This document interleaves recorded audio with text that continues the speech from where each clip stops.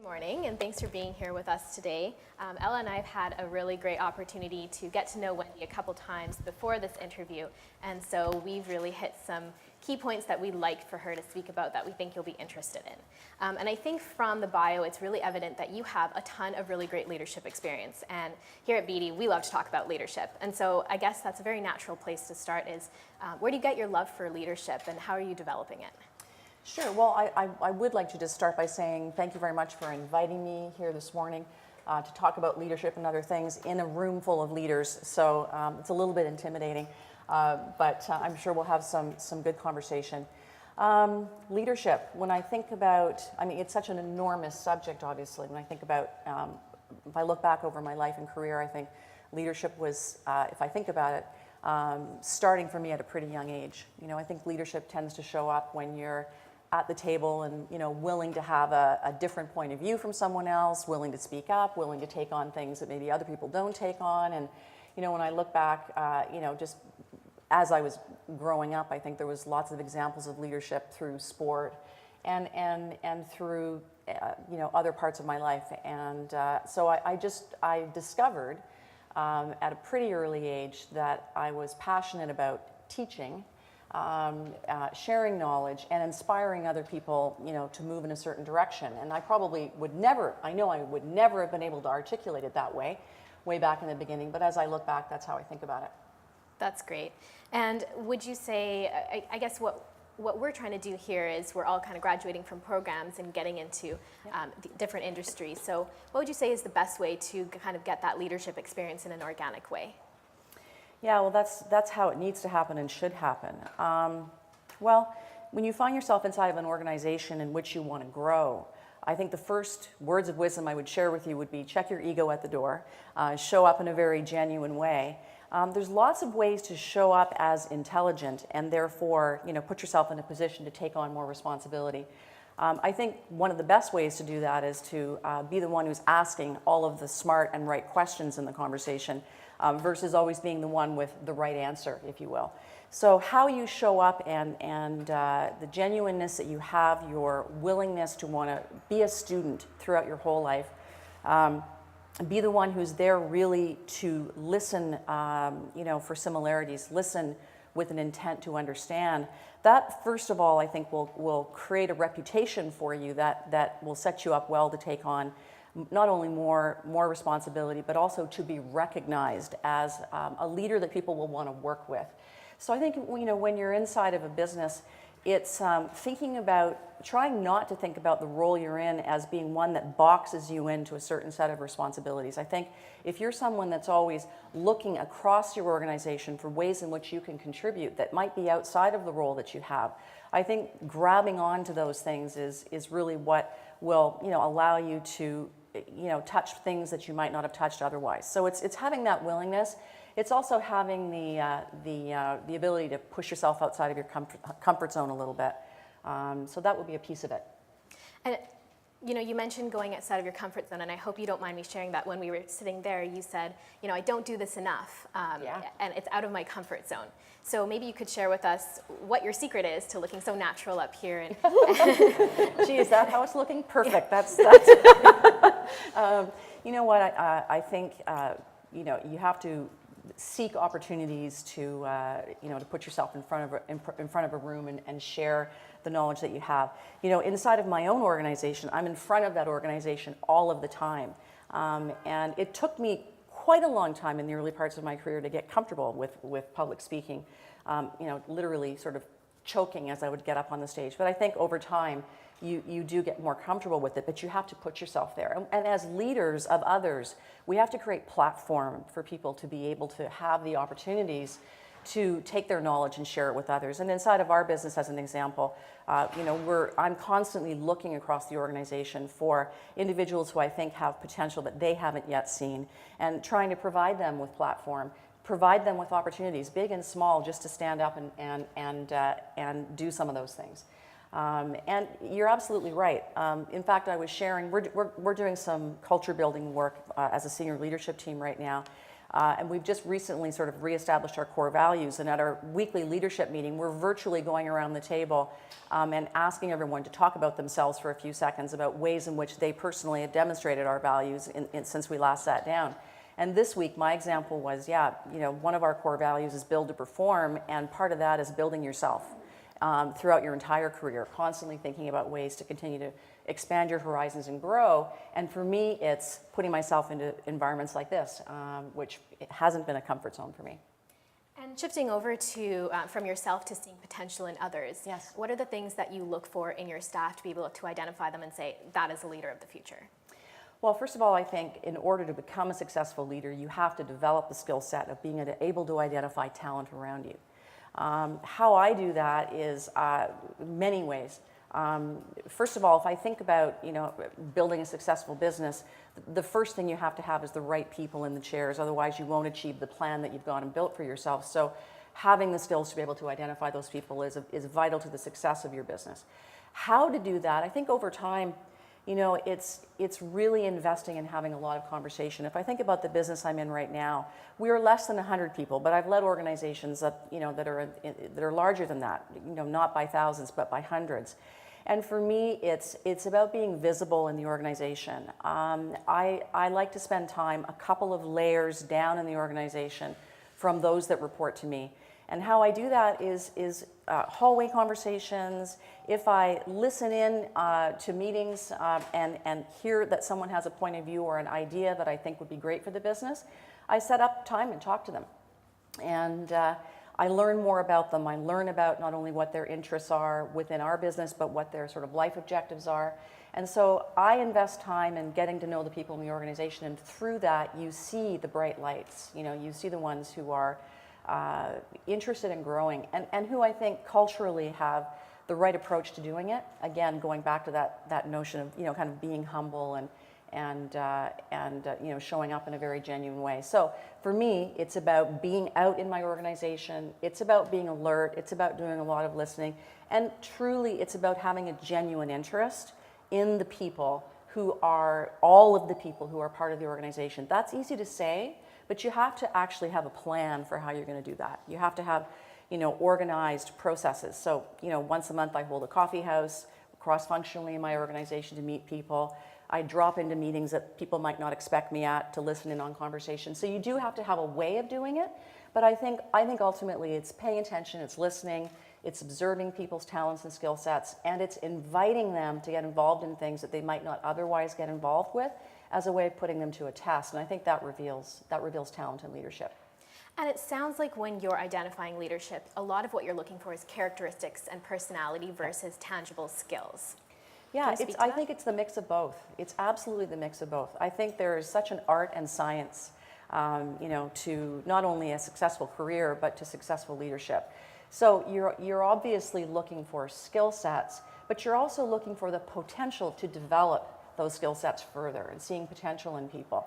And yes, I absolutely look for how does that person show up every day as part of my evaluation of them. Great. I think I have to ask what we're all wondering. What is it like to talk about men's underwear all day long as a woman? You know what? Totally fun. I suppose running a men's underwear brand for me is no different than it would be if I was running a women's underwear brand, except, the fit models are a little different. That has its moments of joy. But,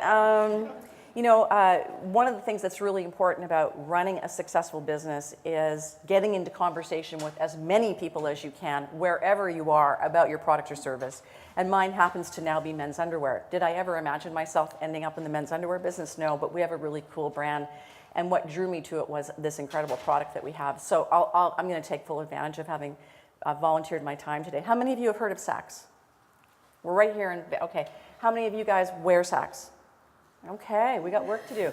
See, this is important consumer survey work. My team think because we're born in Vancouver that everybody in Vancouver knows about us, and of course that's absolutely not true. And we have mechanisms for officially measuring it, but this room is obviously teaching me we have lots of growth opportunity. One of the things that we like to talk about here is women's empowerment and equality in the workplace. And we've had a lot of really great discussion about that. Yes. I was wondering if you could tell the room how you feel about empowering women in the workplace and some of the things you do to make sure everybody is equal. Well, I think I would start by saying, if I think about the perfect circumstance inside of any conversation or any business, it truly is, if you sort of visualize the table of people that are sitting there. For me, the perfect combination is a balance of gender, a balance of culture, a balance of skill sets. Like, it's all of those things. My experience has taught me that having that balance, including a gender balance around the table, is when you actually get the best results. Genders think differently. Different genders think differently about things. That's just a simple fact. And so my work as I've gone along has been about trying to create that balance, quite frankly, to make sure that we have that right balance of people in the room, not only skill sets and cultural fit, but also gender balance. And certainly in doing that along the way, because when I started my career longer ago than I really want to admit, I was the only female at the table for a very long time. And I think I was lucky because I always worked really well with men. It was easy for me to do that, and I just, I guess I was kind of like, one of the guys. And back then, I think, probably women thought they needed to behave like men in order to be in roles that were largely, held by men at that time.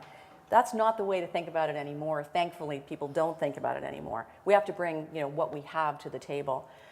So a blend is important, and in my career along the way, in order to reach that appropriate blend, I'm looking out at both genders for the right talent, but very much paying attention to, where are the women in the organization who are demonstrating potential to grow, and how can I help them get there? I've also, discovered along the way as I've, had more senior positions, and as an example, when I was a president at Roots Canada, the overwhelmingly positive impact that having a female president had for the women in that organization, who were young and at the beginning of their career, many of the people who thought, okay, so I guess you can do this and have a family and have a life and do all those things. And a lot of mentorship just naturally started to happen because of that. So have I tried to help women along the way? Absolutely. Have I been equally as focused at helping all genders along the way to get the right mix of people around the table? Is how I've thought about it. That's great. I would like to shift gears a little bit and talk about personal branding. Sure. So what advice would you have to someone who is just applying for a new position, a new role? So is your question about how to think about how to show up in that sort of interview process? Absolutely. Sure. I talked to a lot of people along the way about that process, because I think it's obviously a pivotal moment as you're exploring what you want to do next and you're in front of a real opportunity. The advice I always give, and it's not easy to do, is to try to show up in that chair as an equal partner in the decision-making process. So if you are going to explore an opportunity as possibly your next career move, is to show up thinking, I'm evaluating the other side of the table as much as they're evaluating me. And to really show up that way. And I know that the strike of balance isn't quite as I'm describing it, but if you show up in that mindset and be really clear about what's important to you as you are choosing your next opportunity. And I would certainly strongly encourage you, of course, to have done tremendous homework on that business, not just in terms of that business model and how it works, but the culture of that business. The fit between a person and an organization, is got to be great to have, the ultimate success. So show up as though you're interviewing that business. Have a lot of really smart questions to ask that dig deep into the culture of that business, the role that you are applying for. All of that sort of showing up that way will really sort of support, I think, the type of brand you want to position for yourself, which is, I am an asset to an organization. I need to show up thinking of myself as an asset. I need to be clear about what my assets are and how they connect to the success of that company. So it's the power balance that I'm sort of giving you some advice on. And if we are taking it a step further, what you're looking for when you're promoting someone to the next level, What kind of skills you're looking for? What's important for you? Well, I think in any situation where I've promoted somebody from within, I've kind of known before they do that that they're the one I want to see in that chair. And as a leader, I've been contributing along with them, obviously, to getting them to that moment when you sort of say, this is the next thing for you, and they apply for it. I think it's, I always believe that when you're promoting someone internally, it should be painfully obvious to everybody in the organization who's in that sort of in and around that individual that they're the one. And if it's not painfully obvious, then you might not be making the right choice. And what I mean is that person will have shown up as a leader, as someone who has a big thinking hat on, who's thinking about the larger organization, someone again who's left their ego at the door, who's interested in other people, who learns from other people. So I'm constantly looking for how does that person interface with the organization, and do they have the potential to grow? But I always think that it's known long before it actually happens in those circumstances. And if we go all the way up, what do you think are what's imperative to succeed in a CEO position? Wow. As a CEO, first of all, you have to have a clear plan. A strategy for what it is that you are going to accomplish and how you're going to do that. So obviously, and I'm stating the obvious there, but once you've understood your competition, understood the market you're playing in, built the plan to grow your business, the single most important thing that you have to do is then put the right people in the chairs. If you don't have the right people in the chairs, you can't start to execute that plan. And the hiring of those people along the way has been something I've put a lot of energy into. It's something I'm very passionate about. Choosing the right people, I know, is a key to success. And I use some scientific tools to help with that, along with good instinct. So put the people in the right chairs, have the right plan, and then create a culture together with those people that allows everyone in the organization to be clear about where we're going, to thrive in the environment from the point of view of getting your hands on things that make you excited about coming to work every day, being very clear about how everybody in the organization contributes to the success of the business. So it's have a plan, get the right people in the chair, leading in an inspiring way, and then create a culture that engages everyone. Very high employee engagement is critical to success. And how does coaching and mentorship play into that strategic plan you're talking about? It's happening all the time. I think coaching, when I think about my role as a coach, when I first started to think about coaching way back when, I used to think, I have to make time on my calendar to coach people. Really how I talk about coaching inside of my business is every single conversation you're ever having with somebody on your team is coaching.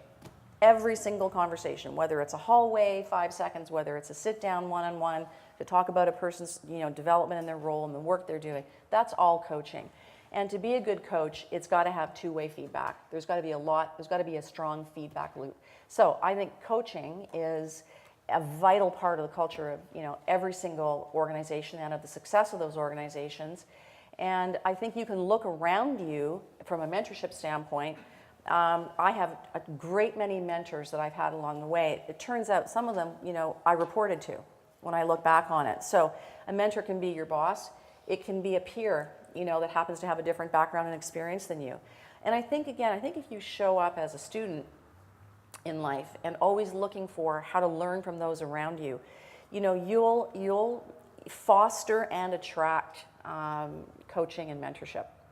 I really like what you said about the two-way feedback relationship in a coaching or mentor relationship. I also think it can be a little bit intimidating as somebody entering the industry to tell their manager something constructive. And so what's your advice for us on that? Well, that's really interesting. Something we're working on in our company right now is encouraging open feedback across the organization as we're trying to build out our values and really test whether we're living into them. I think what the organization has to do is foster that type of communication to begin with. So if you're in a company that does that, awesome. If you're in one that doesn't do that, I think I would, and if your leader's not encouraging it, I think I would sit with your leader and say, I'd love to have a conversation with you about, the best way for us to communicate with each other. What are your views on that? These are my views on that. How can we work best to share communication back and forth with one another? So maybe your first conversation is about how to communicate with each other. I would hope that leaders are having those conversations with employees, but if they aren't, that's a great way to start. Because if you don't have open lines of communication with your leader and they're not making it happen, don't sit back and wait, do something to improve the communication you're having with them. And we're really fortunate here that we have a great structured Mentors in Business program where we get matched up with a mentor, which is great. Amazing. But I think when you get into the industry and you get into the workplace, often a mentor is not assigned to you, and you have to find that organically, or you have to go out and search for it yourself. So have you ever been in that position, and what can you tell us about finding the right person to mentor or guide you? I think a lot of that is good instinct. I mean, if you're again, a curious individual in not only your work life, but in your sort of network around you, and you're having a lot of conversations with people, you will discover that you form connections with certain individuals for whatever reason that is. Maybe they have a background and knowledge and experience that you don't have, that you're interested in. But if you're good at forming relationships and building relationships, which by the way, is key to success, if you're good at just connecting with other human beings, and along the way you'll just go, oh, there's a great connection there. This kind of works for me. So I'm just going to ask, would you be willing to spend an hour with me? And I think a lot of the times you can actually gear the conversation with those individuals to, again, ask smart questions that will draw out the mentorship that you're looking for. So I would just say be alert. And be aware of the people that you're meeting and what they have that you don't have. I've always had a philosophy, including as I sit here in this chair today, and I mean it so sincerely, is that I sort of show up with this, I think it's a built-in innate, a sense of I'm not the smartest person in the room wherever I go. And if you show up thinking that way, you're just listening for what can I take that I don't have that someone else has, and in a genuine way. And I think people I have found along the way, and I've found this in particular when I've been in between assignments and I've been reaching out to my network to just ask advice, people are so willing to spend time with you, to talk to you, particularly if you show up in these ways in which I've been describing, which are genuine, and that you have this genuine desire to listen and understand people. It sounds like you're very passionate about mentoring and coaching, and passion is something that we've also talked to you a lot about. I know, Ella, you had a question about that. Yeah. Yes, absolutely. So you mentioned that you're very passionate about leading people and helping them reach their potential. How would you lead the audience to, if they are on the quest to find their passion? That's an interesting one. I think that quest, never stops. Particularly again, if you're a curious individual. The best advice I can give about this is to pay attention to yourself. So, one of the things I ask in an interview of people is, when you're out there doing your work, whatever it is, what is it that you're doing, when your heart sings? What's that exact thing that you're doing? I was talking to a woman the other day. She said, "Oh, I have my head in a Excel spreadsheet. That's when I'm totally happy." I'm like, "Okay, well, you and I are very different people, but thankfully we need different people in the world." So what I would just say is make sure that you're just staying alert to the things that you enjoy doing, to the things that light you up. I've been incredibly lucky to have been in an industry and in a line of work that I've literally loved doing, my whole life. There's rarely a day I don't get out of bed and really look forward to going to work, and I mean that, 100%. I think it's listening for those things and paying attention. And then, over time, you just kind of add up the things on that list, and they become something for you that shapes, who you are and what you want to go and do. So, we're all moving really fast.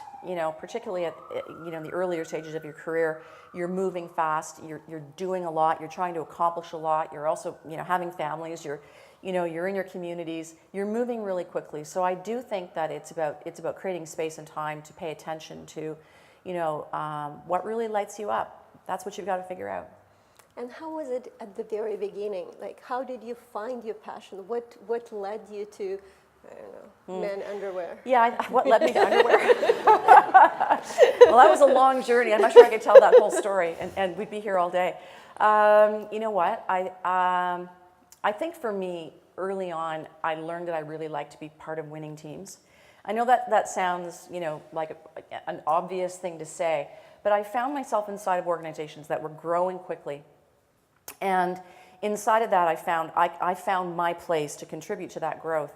And that sense of being able to, have a way of holding yourself accountable for what you do, how it contributes, and seeing the larger goal being achieved, like that totally lit me up at a very early stage in my career. Wow, okay, I want to be inside of things that are moving fast, that are growing quickly, because it means I can grow with it. And wow, every single time, I was anywhere, that growth, the plan you put together and the execution of it. I mean, I'm super passionate about excellent execution, because that's what causes us to win. But when you're in that winning environment, it's everything. And I actually made a career change after, 15 years inside of a parent company, moving through a bunch of different, retail platforms. I made a decision to leave that business because I felt that it wasn't trying to be great. Its goal wasn't to try to grow double digit every year. Its goal at that time, for a bunch of reasons, it was a privately held family operation, wasn't to take a bunch of risks and see how far we could push this thing. So I knew I needed to go somewhere else to be able to keep myself inside of that environment. So I think, again, it's paying attention to the connection between your value systems, what makes you happy, the organization that you're in, and then making the choices at the right moments. We know that you donate your speaker fees to the organization called Rainforest Connection. Yeah. Would you like to elaborate on this? Sure. I even wrote it down a little bit because I have to make sure I do Topher White at justice. So Rainforest, so first of all, let me tell you how SAXX met Rainforest Connection.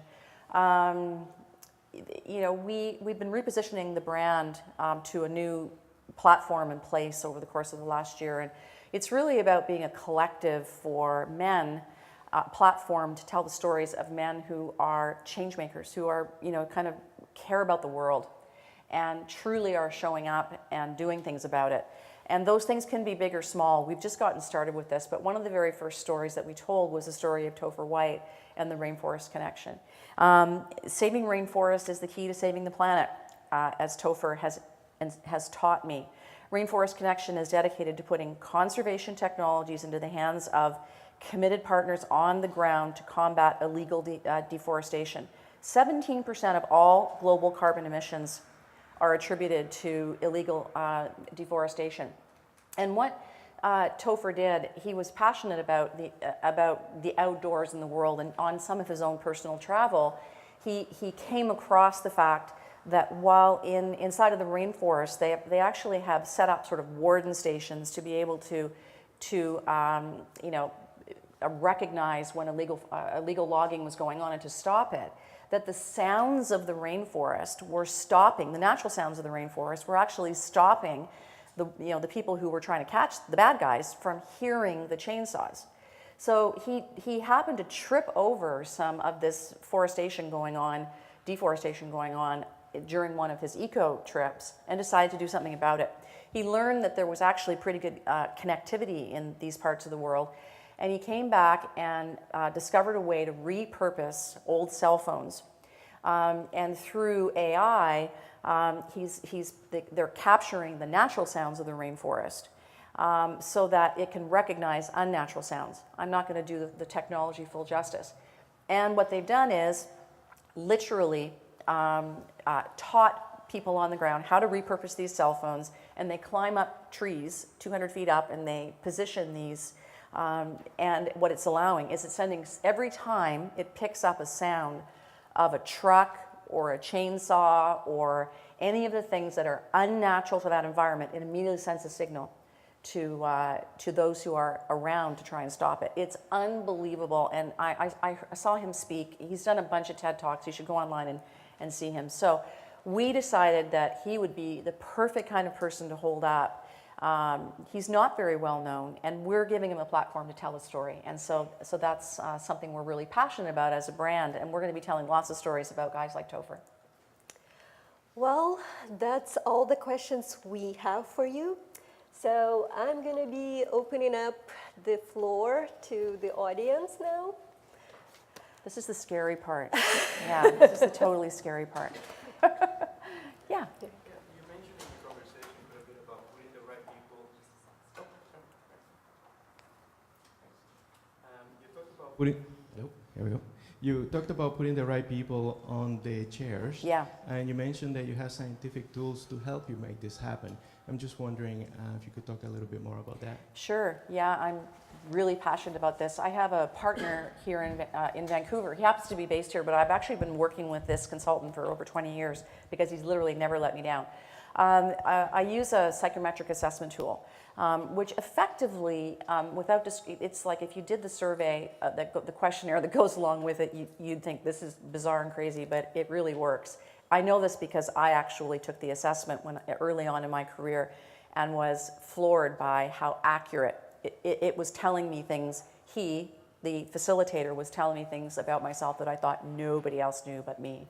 It turns out that when you're under stress, as an example, it's almost impossible to not reveal who you are truly. But to go back to the question, I really believe in using a psychometric tool. What it does is it effectively helps you to identify the DNA of a person. How does that person think? How do they function under stress? What lights them up? It is really, these are the things that are kind of inbred in you. And you're able to look at that alongside of not only the leader who's going to have that person reporting to them, alongside of the culture of the business, and alongside of the type of job it is. Like, that job needs certain skill sets, but it needs a certain kind of human to do that job, who's most likely to be successful in it. So these tools, side by side with good interviewing skills and good relationship building and good instinct and intuition, put those two things together, and I think you have a very powerful hiring system. And I've been using this for a very long time, and it has never let me down. And the one time that I looked at David and said, I think you're wrong. I'm going to hire that person. It didn't work out. So it's a trusted tool for me.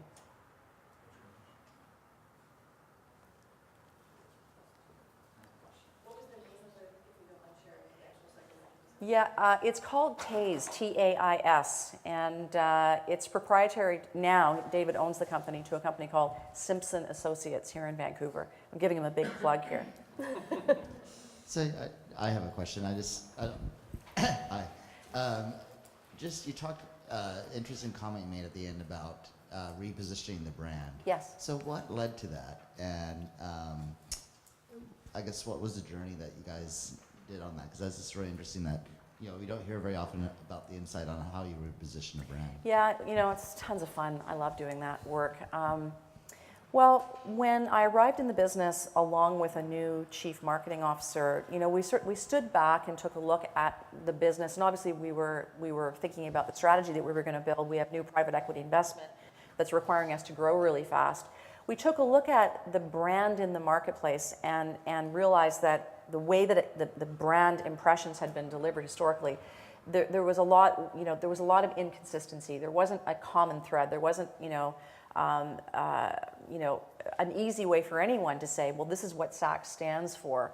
And so we sort of stepped back and felt that we needed to have a very clear point of view for the brand, and in particular one that was connected to the target audience. So we actually did this fascinating piece of work with a brand agency around understanding the modern man, let's put it that way. So we worked with this agency who actually employs more anthropologists than any other organization in North America, and futurists. They actually are participating in building a futurist program with one of the universities in Toronto. And we really started to understand, about the modern man and, what was important to men today. How did men interact with each other?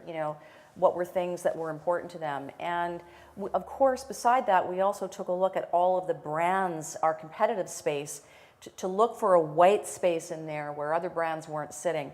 And so we went through that exercise of saying, this is what we think are important to men today in the age group that we're targeting. Here's kind of how all of our competitive sets are targeting.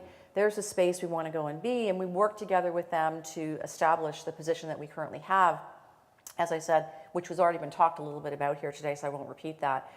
Then secondary to that, and alongside of it, kind of parallel, we also did a piece of geography work that lined up understanding. Once we established the brand position, it was about thinking about the lifestyles and segmentation of consumers that would be aligned with that brand position. And we did a bunch of geography work and have gotten down now to really understanding right down to postal code in Canada, DMA, right down to the neighborhood level across North America, where our consumers live who are most likely to participate in our brand, and that's allowing us to prioritize our North America rollout. So it's sort of the science behind where are your customers and who are they, in alignment with the brand position that you've now chosen because you think it's the right one for men today. So it's been fascinating, and it's very early days. We're just literally in the process of launching it now. So we're going to have to do a lot of test and learn along the way. Yeah. So you touched a little bit on culture in an organization. So as a leader, how do you build the type of culture that you want to create? Yeah, another really fun thing to do. I'm having tons of fun. I keep using the word fun because I'm having more fun than I've ever had in a long time right now at work, which is awesome. One of the reasons I'm having lots of fun is because we have less than 100 people in our company today. It'll grow, but when I arrived, it was very clear to me that, first of all, there were no value systems that had been established and communicated, and so we had to decide how to do that. I decided to make this my personal project in the business, attach myself personally to the effort of establishing core values and then deciding how we would live into them. So in partnership with our HR director, we designed a workshop for groups of 8, cross-functionally across the organization, and we actually took them through an exercise of asking them, just a bunch of questions. What matters to you? What kind of place do you want to work? How would you give us 3 words as an example that would describe the ideal culture that you want to create? And then we had a scoring system where they could kind of vote, for their most important things. We consolidated all that feedback, and I also got clear on the things that were really important to me, as the leader of the organization. And so we established our core values through the voice of everybody in the company. It was extremely interactive, very inclusive. I believe passionately about building an inclusive culture in an organization. Everybody was involved, and we kept everybody informed along the way. Then what we did is we created a culture team across the organization, and we started to meet with those individuals to nail down the final values, and then we send them out into the organization on a regular basis to talk to people and bring back the voice of everybody else. It's been, honestly, it has been fantastic, and the level of engagement of the organization during this process, I could virtually see it going like this. People were coming to work, so excited about what we were doing and so excited about contributing to it. And now we're developing all kinds of means and ways of making sure that we're demonstrating those core values every day. So it's deciding what it is together. Now, I had the advantage of coming into a young company that hadn't fully done that yet. Also along the way, I've come into organizations like Roots. Roots was 40 years old when I joined it. And what we did there was more of a culture shift. It was examining what was working inside of the culture and making sure you kept those things, because you don't want to shift things away from what's working, obviously, and examining through observation and for me through spending time in the organization, listening carefully to what was missing. And in the case of Roots at the time, it was a culture of accountability. There was a bunch of really passionate people, and Roots had been highly successful, but they didn't have enough insight or knowledge about the business they were operating and about their potential to grow. So there it was about swinging the pendulum a little bit to the middle, but again, doing it very inclusively. Thank you. You're welcome.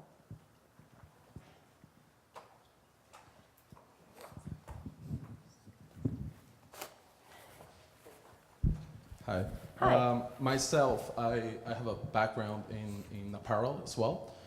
And I think it's one of the industries that has been constantly challenged by technology in how to approach customers and how to go to market and making a decision between brick and mortar or online, right? Strategies and how to stream omni-channel strategies.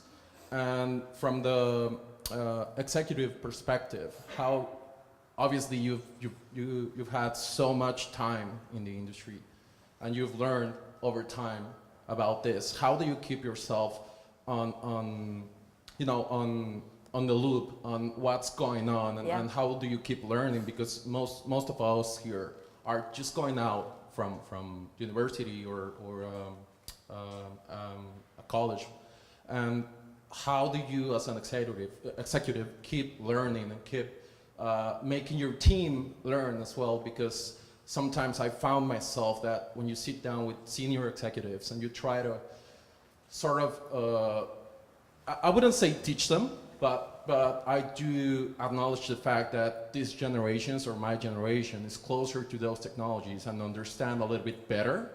And I found that it's challenging to put those ideas out there and make them be open to those ideas at the same time. And I think it's very challenging, and I want to hear how somebody with so much experience as you have taken on that challenge of keep learning and listen from people that might not, you probably never talk to some people, but they might have really good ideas, and how do you keep your mind open to that? And Yeah, well, first of all, the retail industry, as you've pointed out, is one that's changing all the time. I think every industry is, but for sure, technology has changed the face of retail. You've asked a couple of questions in there, so I want to make sure I'm listening carefully to your questions. So one of them was, from your point of view, how do you take fresh ideas and different ways of doing things to a senior leadership team who are perhaps used to doing things in a different way? That's a really good question. And the other one was, as an executive, how do you just stay abreast of everything that's going on? I think that I'll answer that question first, because I think it's multifaceted.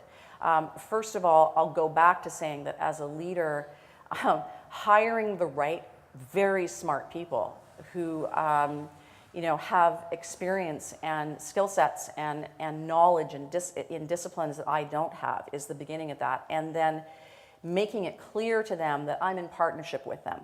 So when you say it's not that you're trying to teach, the senior leader, actually you should be and are. I have to be taught by those around me how to think about some things that are new and different. And if I'm not open to listening to that, it'll quickly become evident in my results that I'm not, because we won't be changing fast enough. So, so definitely bring forward the new thinking and the new ideas. It's your job to do that. That's how I think about it. If you're not doing that, you're not showing up the way that you should be in contributing to driving the organization forward. And if you meet resistance, don't give up. Have facts, right, is good advice there, obviously. In terms of just how to stay knowledgeable through the people around you, but also, I'm just, reading a lot of industry information all of the time. I try to, push myself and my team out to, conferences and various, educational opportunities about the industry. Also, network in non-competitive environments with other leaders in the industry. There really is a long list. It's not just one. It's kind of 100 things that you're constantly doing. And again, in life, long career, you've just got to always be a student. Always. That may not be that you're in class taking a course or, studying in the traditional sense, but you have to show up that way. So it is just always seeking the latest knowledge. In terms of how technology is impacting the retail industry, the key is to stay in tune with your consumer. You have to go where your customer wants you to go. And you got to be super clear about that, because you don't want to make investments on behalf of that customer that aren't right. But that's the key to that. Okay.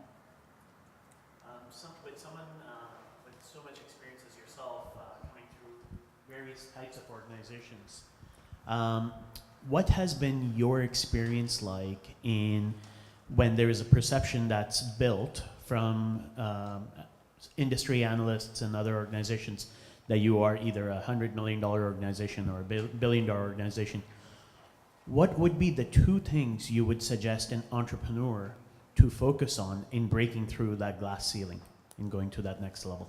To the next level of their experience or to the next level of revenue? Maybe just help me with the question a little bit more Next clearly. level of building the business, so perhaps revenue. Yeah. Well, I mean, if you're inside of a business that you want to grow or that you're aspiring to grow, it really is about understanding the market that you're in. So make sure that you have as much intelligence about your marketplace as you possibly can. Buy it, acquire it, make it a mission to have it, and make that knowledge, what's the right expression? Democratize it across your business and make sure that it's in the room in every conversation. Because if you're not acutely aware of the market that you're in, how it's changing and moving and growing, you won't find the place in which you can go and either take share away from your competitors or create new business that's not there in your space yet. So be extremely aware of the competitive environment and figure out where you fit, and then just have a very, very clearly thought out strategy for how to go and get it. Make sure you understand, what you want to be best in the world at as a business. Going back to the, that simple philosophy as what is it that you are going to be, what is your point of difference? So be very clear on that within the marketplace in which you are participating, and then build a very well thought out plan. And in building it, when I came to SAXX and had to build out the 5-year strategy and 5-year plan, I cast that net pretty wide around me to make sure that I was asking inside of my network lots of advice, from industry experts, from peers, from everybody in my network. How would you be doing it? How would you think about it? So don't isolate yourself. Okay, is that helpful? Okay. I was wondering if you talk a little bit about empowering women, and I was wondering if I could ask on behalf of the men in the room, how you would give us advice to allowing women to kind of flourish and give them the avenue to be empowered. I mean, let them succeed, because I find a lot of times it's challenging because there is just such perceptions in this world today. So how would you, if say a man's a leader has women on his team, how do you give them the most to Wow, that's a really great question.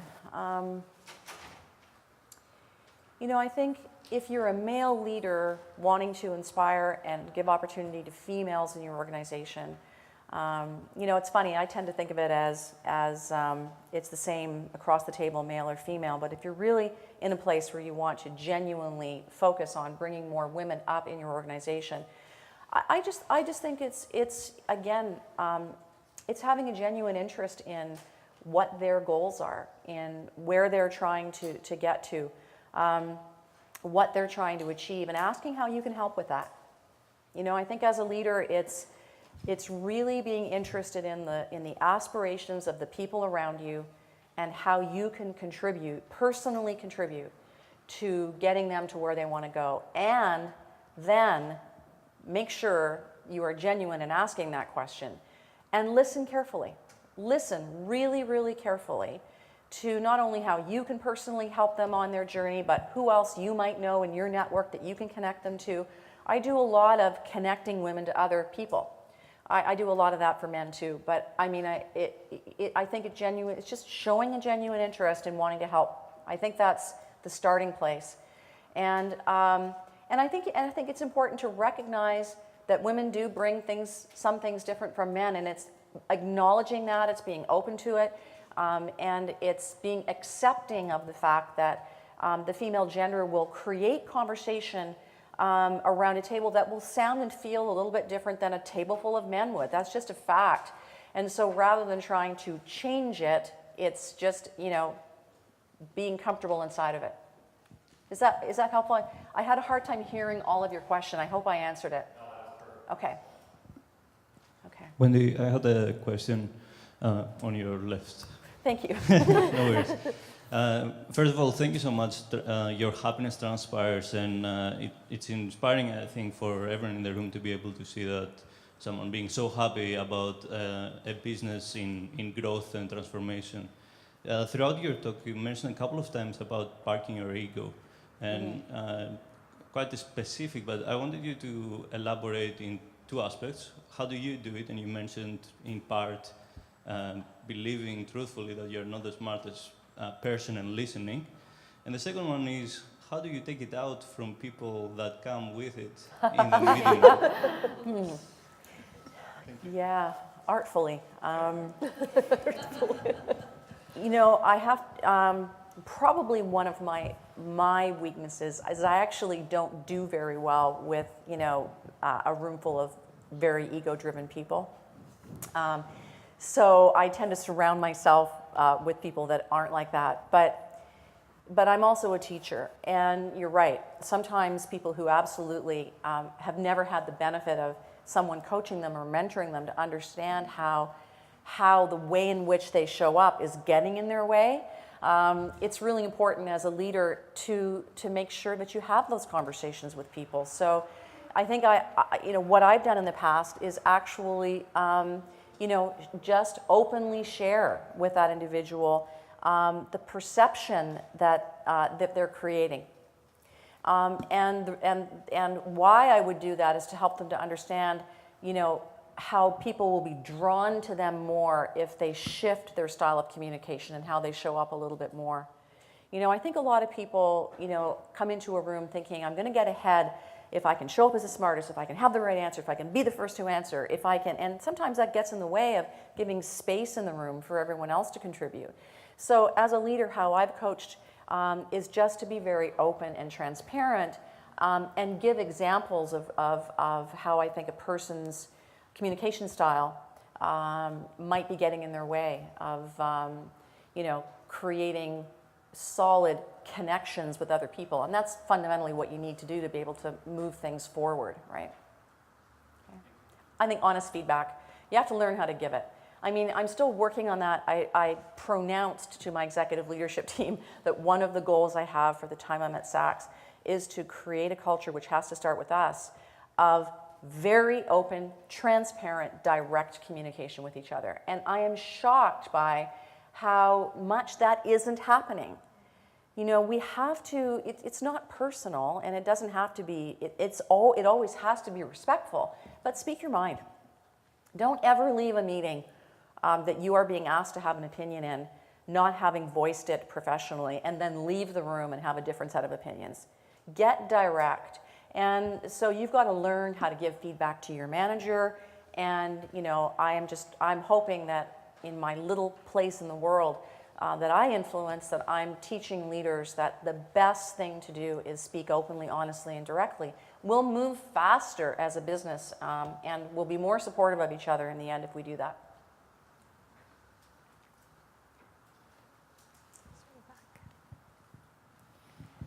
At the back? It's over there. Oh, hi. Hi. A question here. In an environment, you cannot really pick who you work with. How do you become a genuine influencer and encourage people to jump on a journey with you on something more innovative, on something that's not like a proof of concept yet? So I want to make sure I'm understanding your question. So how are you going to get people on board with your ideas if you're in an environment that's not open to that? Yes. Okay. Sorry, for sure. Okay, I just want to make sure that I understood the question. I think first of all, when you're wanting to pitch ideas and get people on side with you, it's a lot easier if you've already established a relationship with them. So I think in any space that you're in, you know, it's constant work. That's how you have to think of it, to form relationships with people, you know, and gain people's trust. And if you're in an environment where that doesn't happen naturally, I think you can find small ways to foster it. To create, opportunities to sit and talk to people so that, they just get to know you as a person a little bit. Often we're very quick to get down to business without, connecting on the more human level a little bit. So what I would say is, If you know you're going to be in a space where you want to bring ideas and move the organization forward, that's your mission. Your first goal would be, how am I going to get connected inside of this business? And very often that's got to happen, well, most often it has to happen cross-functionally. So how can you just put yourself in a space? You know, at one of my recent organizations, there was a woman there who I really admired, who had felt isolated inside of the business in some ways and felt she couldn't get things done. So she just took it upon herself to kind of organize coffee meetings with a lot of people, like just walk up to people and say, I don't know you, I'd really like to know you. You know, would you spend 15 minutes with me next week? She said at first people thought, you know, she was kind of, you know, odd. But, you know, they ended up being some of the best conversations, and she ended up finding her way in the organization. And so I think sometimes it's about taking action to, you know, integrate yourself into business. And that socially is you know, just knowing people. I think that's the best way. Then when you show up in a room with an idea that's different from everybody else's, you've already kind of earned that trust and respect to some degree. So it's forming those relationships.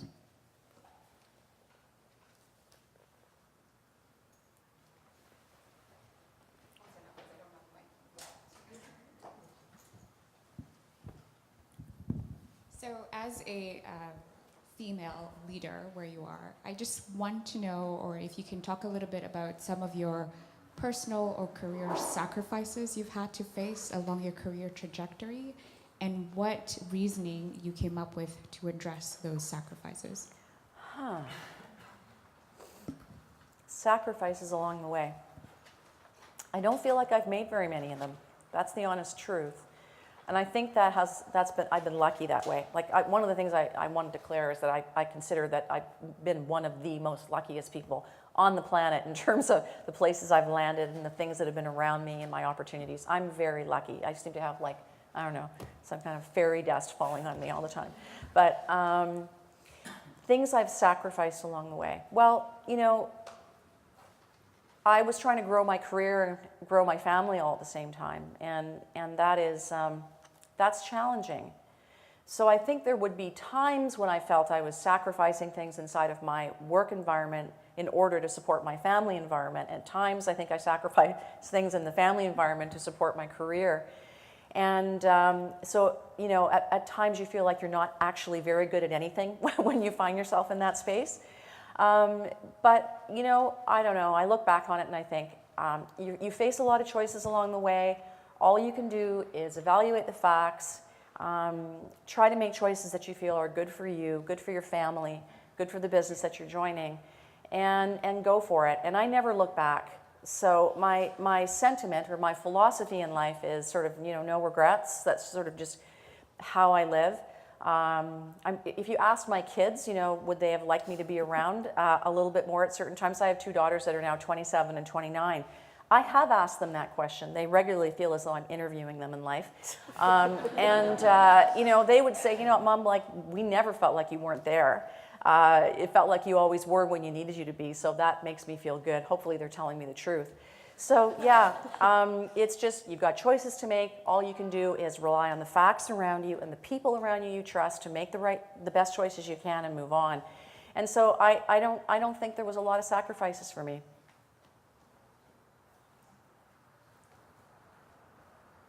Time for one more question.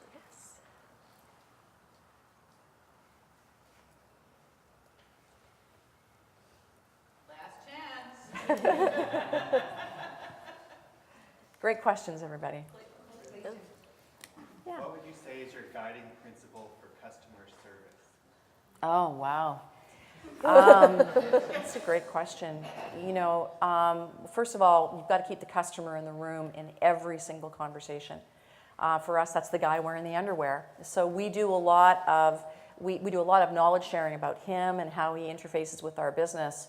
And so it's really understanding the relationship. I think it's the value equation between your offering and the customer, the relevance between you and that, and making sure that you're always either tracking it in as many ways, you know, many numerical ways as you possibly can, and that you're always talking about it. So it's literally talking about the customer and keeping the customer in every conversation that I think leads to the right decision making and behaviors that will be supportive of your consumer.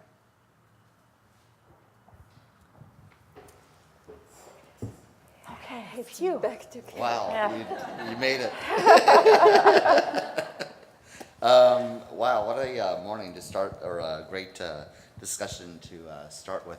Just a few things that sort of struck me is this notion of fit, and the realization, especially as you all go forth managing your career, is fits on both sides, and so it's very important. You made the comment when I started the Career Management Center in 2004 here, and one of the things I always said to people is, we're here to make sure you know when and how to leave a job. And it sounds like you've had a very good sort of awareness about that timing, and also to write out the good time on that path. So it's just inspiring to hear your journey on that. Thank you. The other thing, two notions that really stuck with me is this sense of you're always learning, and I think that's so important for all of us, whatever point in life we are, is that you keep an open mind, that you're curious, and that you're inquisitive, because that's how you grow, and you really demonstrate that in just your stories.